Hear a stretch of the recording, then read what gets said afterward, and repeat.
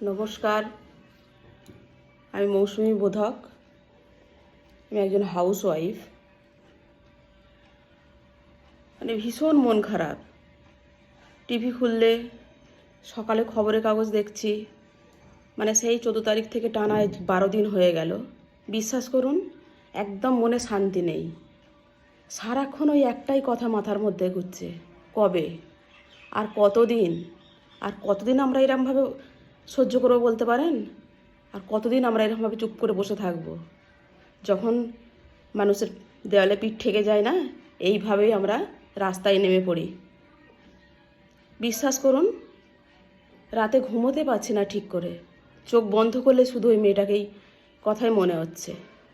বাড়িতে তো আমাদেরও তো মেয়ে আছে, বলুন, আমরাও তো একটা মেয়ে। যখন মেয়ে ছিলাম তখন এত টেনশান ছিল না, জানেন।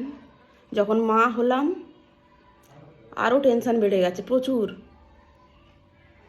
সকালে ঘুম থেকে উঠে যখন চায়ের কাপ হাতে নিয়ে যখন খবরের কাগজটা খুলি না, প্রথম পাতা থেকেই শুরু হয়ে যায় মন খারাপের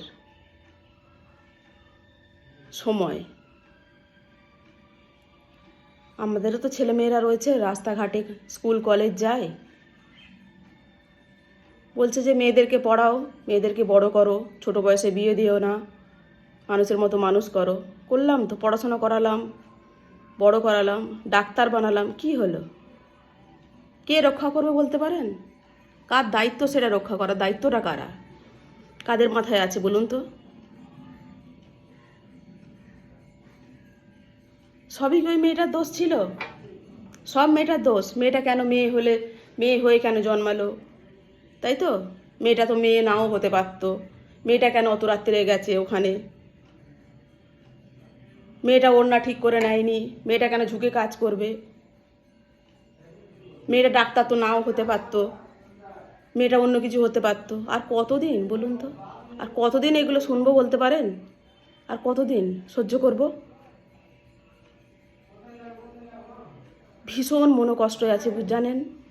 মেয়েরা যখন পড়তে থেকে দেরি হচ্ছে না বাড়ি আসতে, বারবার ফোন করছি, কোথায় রে বাবু, কোথায়? বলছে মা এত ফোন করো না, আমি আসছি। আমি তোরা তো বলে দিলি, মায়ের তো কষ্টটা বুঝিস না, কোথায় চিন্তাটা তো বুঝিস না। মা তো জিজ্ঞাসা তো করতে পারছে না যে বেঁচে আছিস তো। বুকের মধ্যে সবসময় ভয়ের মধ্যে রয়েছি। কাদের দায়িত্ব বলতে পারেন? একটু কি সমাজকে রক্ষা করা যায় না? চারিদিকে এইভাবে টাকা পয়সা না ছড়িয়ে যদি একটু দেখা যেত। ভীষণ লজ্জা লাগে, জানেন। আজকাল, বাট সরি টু সে, এটা আমি বলতে বাধ্য হচ্ছি, যখন ব্রা কিনতে যাই তখন ব্রায়ের প্যাকেটেও খুব বড় করে লেখা থাকে যে প্রোটেক্টেড ব্রা।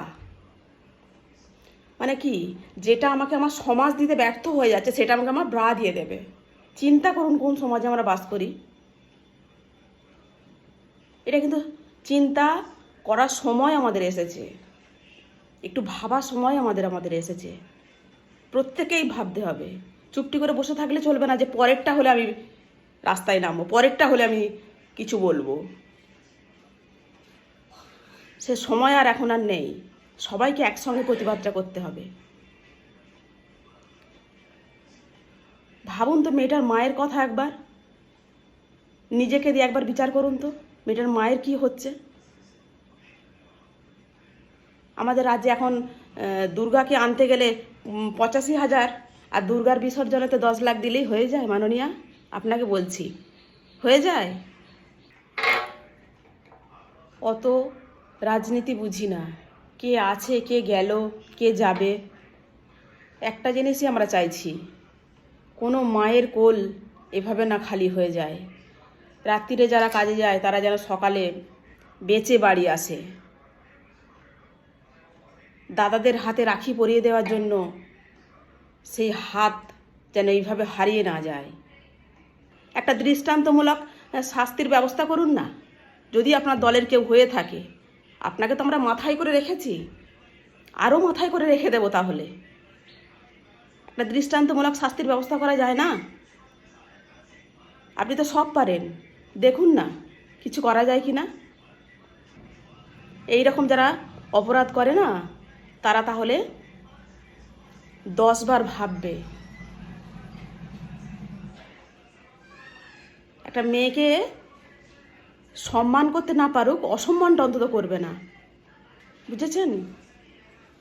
আমাদের রাজ্যে অনেকেই যারা অপরাধ করে তারা এই ভেবেই করে নেয় যে এই তো বিচার এইভাবে চলতে থাকবে, তো যখন কি বিচার আমার সময় আসবে, সাজার সময় আসবে, তখন আমার দাড়ি পেকে যাবে।